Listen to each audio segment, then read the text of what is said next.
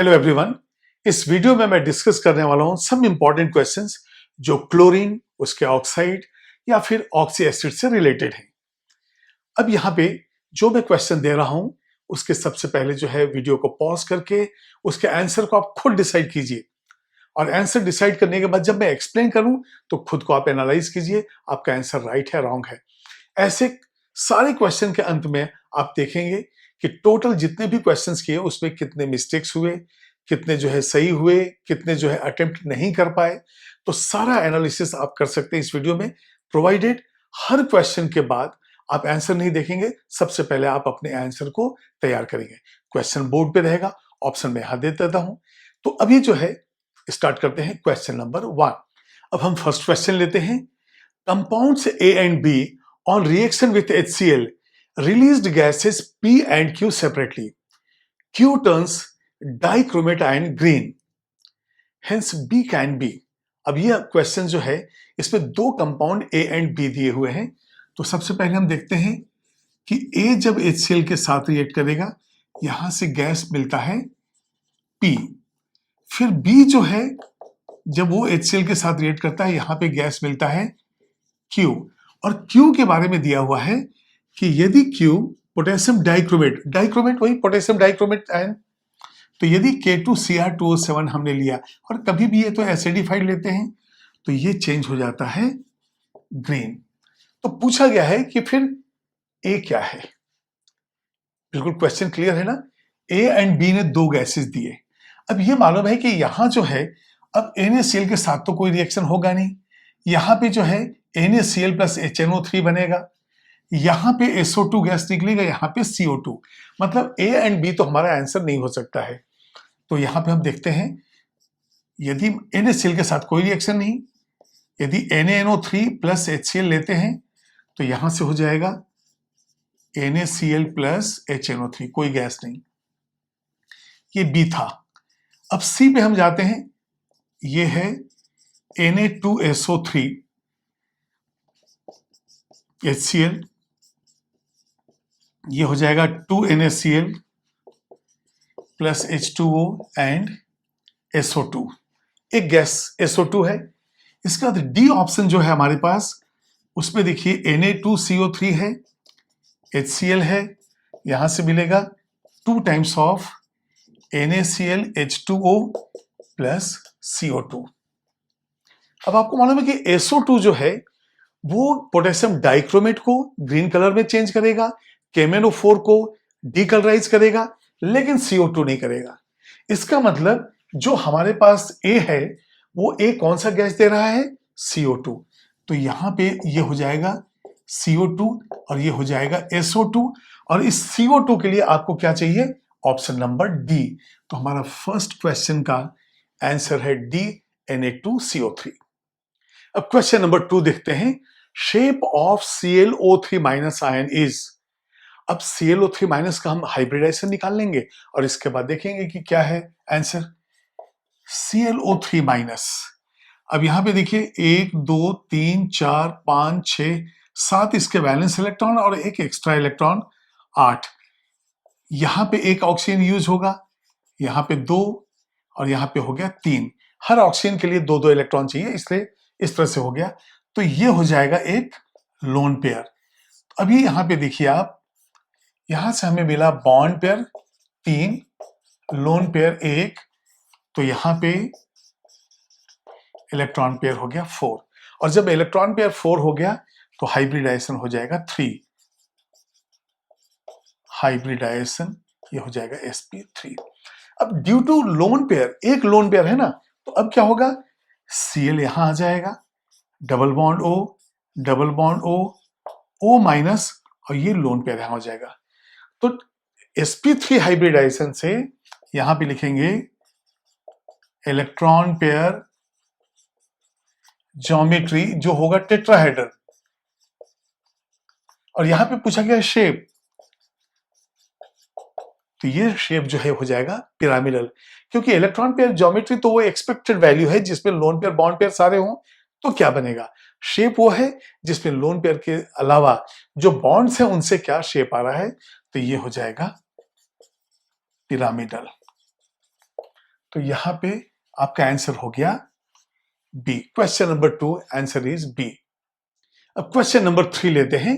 When HClO4 is treated with P4O10, the compound X is obtained. The number of d pi p pi bond in X is, यही question है हमारा। तो ये बताइए, यदि हमने लिया HClO4 और यहां से ये लिए P4O10, अब ये क्या है? डिहाइड्रेटिंग एजेंट है। तो यहां से क्या होगा? पहले H2O निकलेगा और बनेगा Cl2O7। अब ये बात अलग है कि ये इसके साथ रिएक्ट करके HPO3 बनाएगा, लेकिन फिलहाल Cl2O7 बना, जो कि एक एनहाइड्राइड ऑफ HClO4 है। तो यहां लिख सकते हैं Cl2O7 is anhydride of HClO4, anhydride of HClO4। अब बताइए Cl2O7 के अंदर कितने D pi P pi bond होंगे? पी पाई है कि नहीं वो भी चेक करना पड़ेगा। तो Cl2O7 का स्ट्रक्चर इस तरह से है। ये देखिए, double bond O, double bond O, double bond O, यहां पे देखिए आप। और हाइब्रिडाइजेशन ईच क्लोरीन का जो है sp3 है। अब जब क्लोरीन का sp3 हाइब्रिडाइजेशन हो गया तो जो भी पाई बॉन्ड बनेगा वो डी पाई पी पाई ही होगा। तो number of D pi P पाई 1 2 3 4 5 6, हमारा आंसर होना चाहिए बी। तो क्वेश्चन नंबर 3 में D pi P pi bond कितने हैं? 6। क्वेश्चन नंबर 4 है, the number of sigma and pi bond in ClO4 minus ion. अब सबसे पहले हम देखेंगे ClO4 माइनस आयन, इसमें हाइब्रिडाइजेशन क्या है? तो यहां पे हाइब्रिडाइजेशन निकलता है sp3। कैलकुलेशन तो पहले से ही आपको मालूम है कि किस तरह से हम करना है। ये देखिए 2 4 3 3 6 1 7 और एक एक्स्ट्रा इलेक्ट्रॉन हो गया है।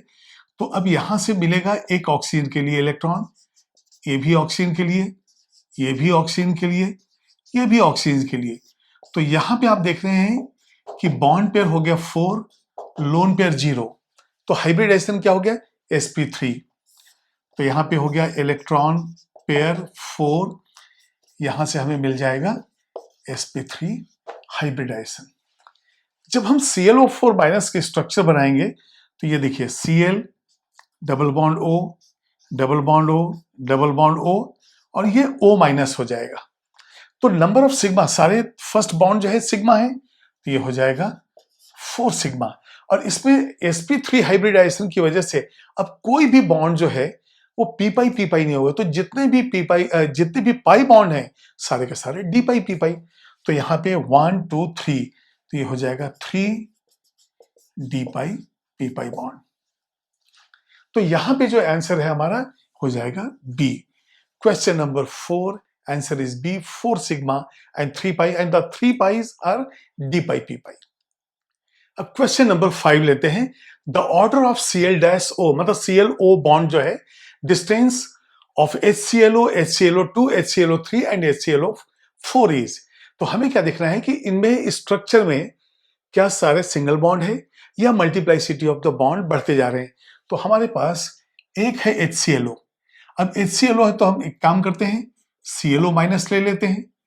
ClO2 है तो Cl2 minus, ClO3 minus, ClO4 minus. अब यहां पे देखेंगे आप, ClO माइनस ऐसा होता है, Cl double bond O minus ऐसा है, Cl double bond O minus है, Cl double bond O, double bond O, double bond O minus. ये देखिए, ये आयंस की स्ट्रक्चर हो गया जो इस एसिड से मिलता है। तो जैसे जैसे नंबर ऑफ मल्टीपल बॉन्ड्स बढ़ते जाएंगे वैसे वैसे जो है बॉन्ड ऑर्डर चेंज होते जाएगा। जैसे जैसे मल्टीप्लाई बढ़ेगा वैसे बॉन्ड लेंथ छोटा होते जाएगा। तो यहां पे जो है, अच्छा, बॉन्ड ऑर्डर आपको मालूम है किस तरह से निकालते हैं? Number of bonds divided by number of structures. तो मल्टीप्लाइसिटी जब बढ़ती है तो बॉन्ड लेंथ अपने आप छोटा हो जाता है, जैसे single bond, double bond, triple bond. तो इस तरह से हम देखेंगे कि यहां से यहां तक जो है मल्टीप्लाइसिटी या बॉन्ड ऑर्डर जो है इंक्रीज हो रहा है। तो यहां पे लिखेंगे bond order increases, hence bond length या बॉन्ड डिस्टेंस डिक्रीजेस। तो सबसे ज्यादा जो है HClO का होगा। तो HClO is greater than HClO2, then greater than HClO3, is greater than HClO4। तो हमारा आंसर हो जाएगा B. Question number 5, answer is B.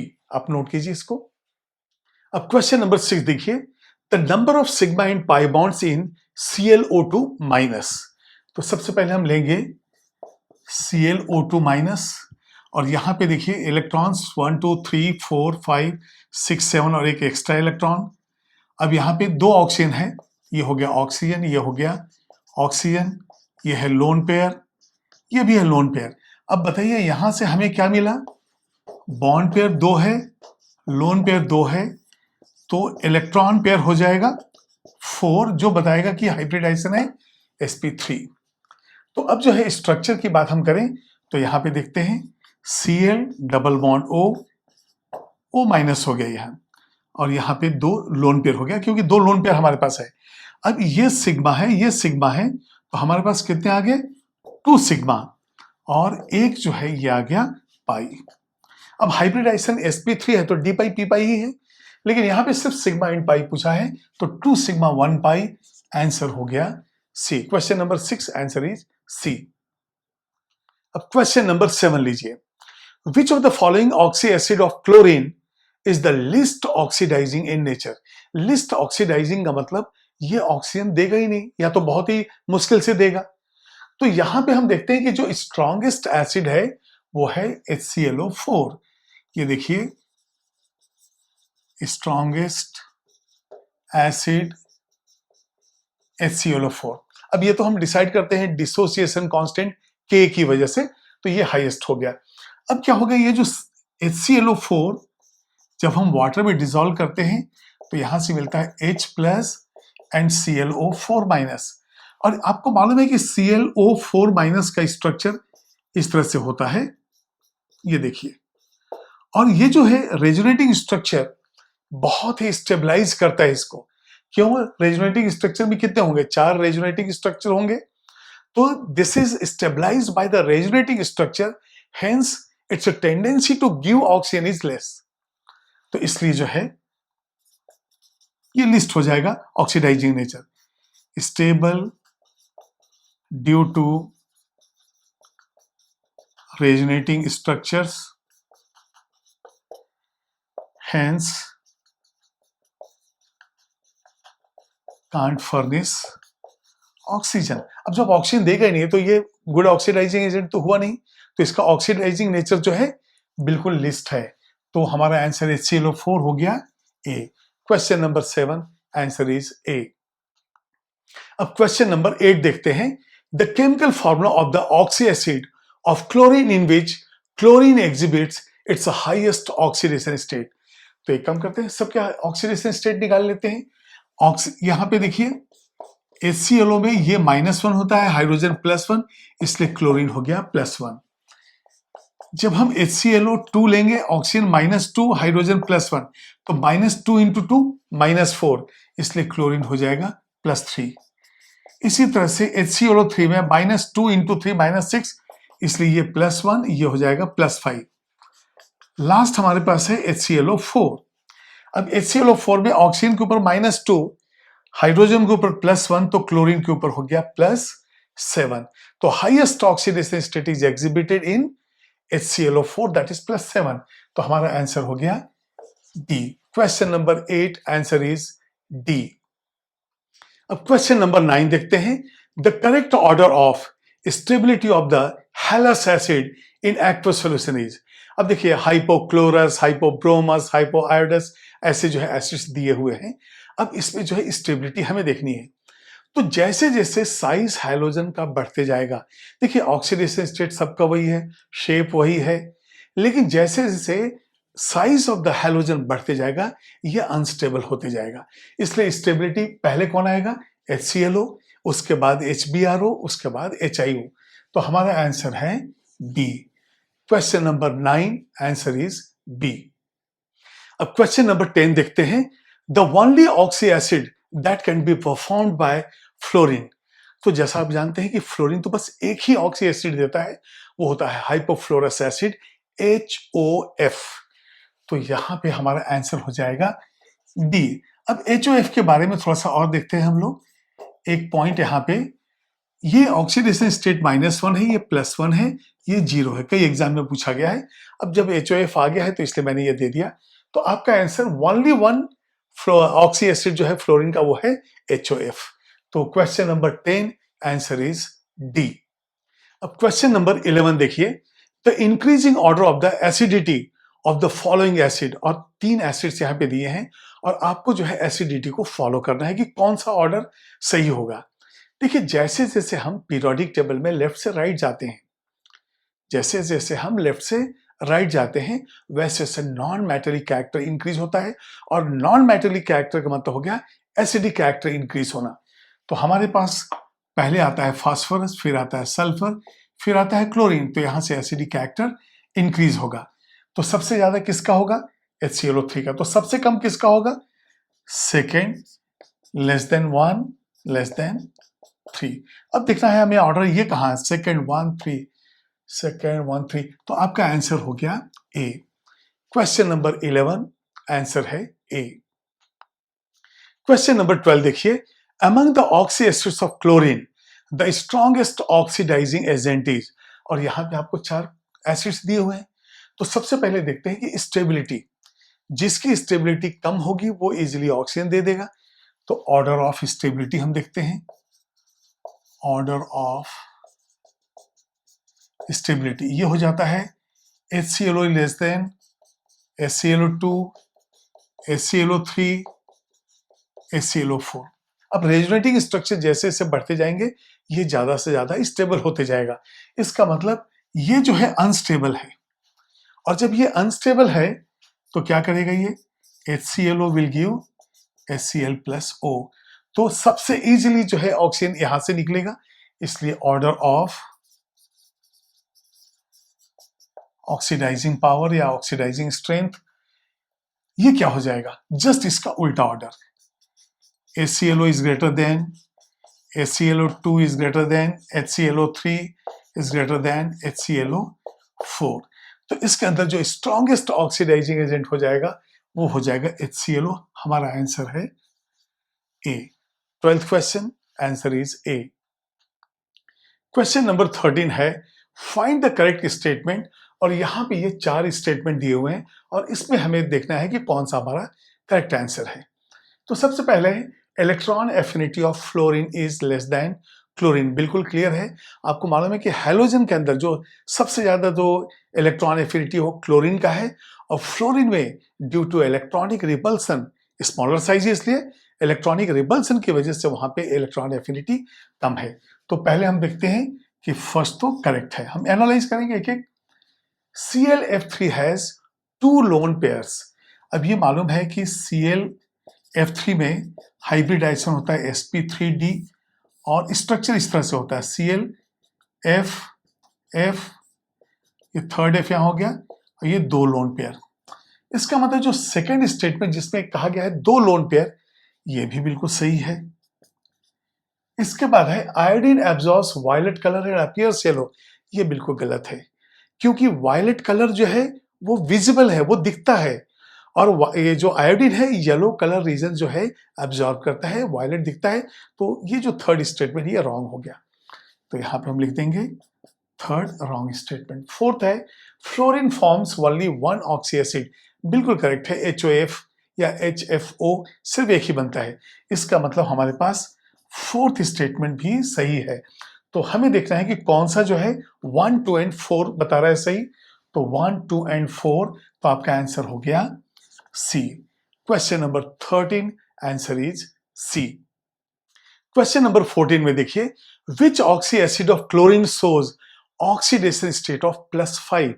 तो यहां पे 4 ऑक्सी एसिड दिए हैं, पहले इनका फॉर्मूला लिखते हैं और उसके बाद उसका ऑक्सीडेशन स्टेट। तो पहला जो है ए, ये है क्लोरिक एसिड, ये है HClO3। बी है हाइपोक्लोरस, HClO। सी है परक्लोरिक, HClO4। इसके बाद डी है क्लोरस एसिड, HClO2। अब ऑक्सीडेशन स्टेट देखते हैं, हर ऑक्सीजन का -2 होता है, तो ये हो जाएगा +3, ये है +7, +1, और ये हो जाएगा +5। देखिए क्लोरीन का +5, हाइड्रोजन का 1, ये 6 हुआ, तभी तो -2 × 3 होगा। तो यहां पे हमारा आंसर है क्लोरिक एसिड मतलब A. Question number 14 answer is A. अब क्वेश्चन नंबर 15 देखिए, the set with correct order of acidity is, और यहां ऑर्डर्स दिए हुए हैं।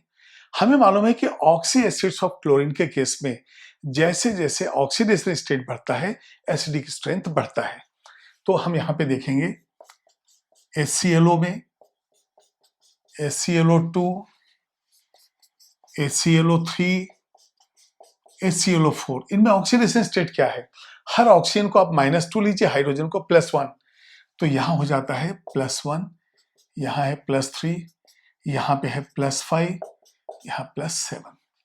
तो जैसे जैसे ऑक्सीडेशन स्टेट बढ़ते जाएगा एसिडिक कैरेक्टर बढ़ते जाएगा। तो हमारा आंसर हो जाएगा HClO is less than, HClO2 is less than, HClO3 is less than HClO4। तो हमारा कौन सा आंसर है? 4 3 2 1, यस, आंसर हो गया बी।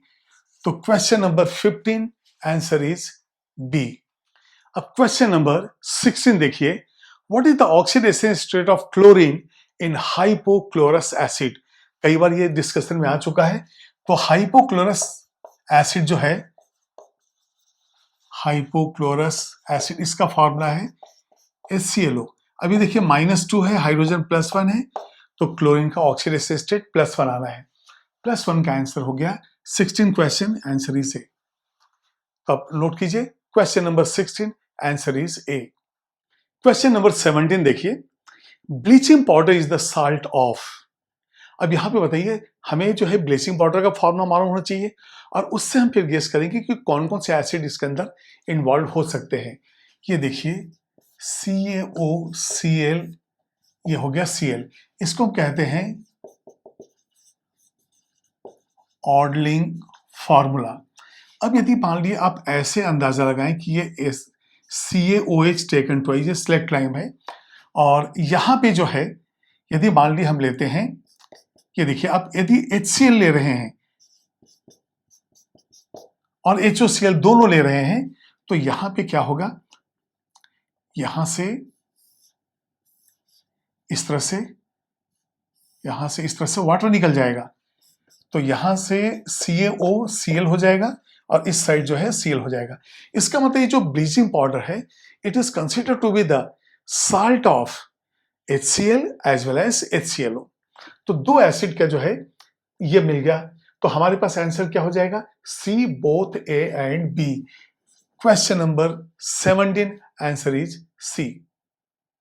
अब क्वेश्चन नंबर 18 देखिए, explain why the stability of oxy acids of chlorine increases in the order given. अब ये ऑर्डर गिवन क्या है हमारे पास? यहां पे दिया है HClO is less than, HClO2 is less than, HClO3 less than, HClO4। तो हमें बताना है कि ये ऑर्डर ऐसा क्यों हुआ। तो देखते हैं हम लोग। पहला, electronegativity of oxygen is greater than chlorine, बिल्कुल सही है। Phone call broad from Chennai to Hyderabad, ऐसा मैंने आपको बताया था एक ऑर्डर याद करने के लिए। तो ऑक्सीजन जो है क्लोरीन से ज्यादा इलेक्ट्रोनेगेटिव है। अब ज्यादा इलेक्ट्रोनेगेटिव है तो क्या होगा? इलेक्ट्रॉन को पुल करेगा, इलेक्ट्रॉन को पुल करेगा तो उसपे जो इफेक्ट आता है उसकी वजह से हाइड्रोजन जो क्लोरीन, देखिए ऑक्सीजन के साथ क्या जुड़ा हुआ है? हाइड्रोजन, और क्लोरीन जो है वो लेस इलेक्ट्रोनेगेटिव हो गया, ऑक्सीजन जो है मोर इलेक्ट्रोनेगेटिव है। तो यहां पे जो है पुलिंग की वजह से जो है ये इलेक्ट्रॉन क्लाउड जो है डिस्टर्ब हो जाता है। तो यहां पे हम देखेंगे कि इलेक्ट्रोनेगेटिविटी है, oxygen is greater than chlorine, correct है। Therefore dispersal of negative charge present on chlorine increases from ClO to ClO4 minus. अब जैसे से ऑक्सीजन बढ़ते जाएगा उस तरह से ये चेंज होते जाएगा। इसके तो ए हो गया हमारा correct. B, due to increasing stability of conjugate base.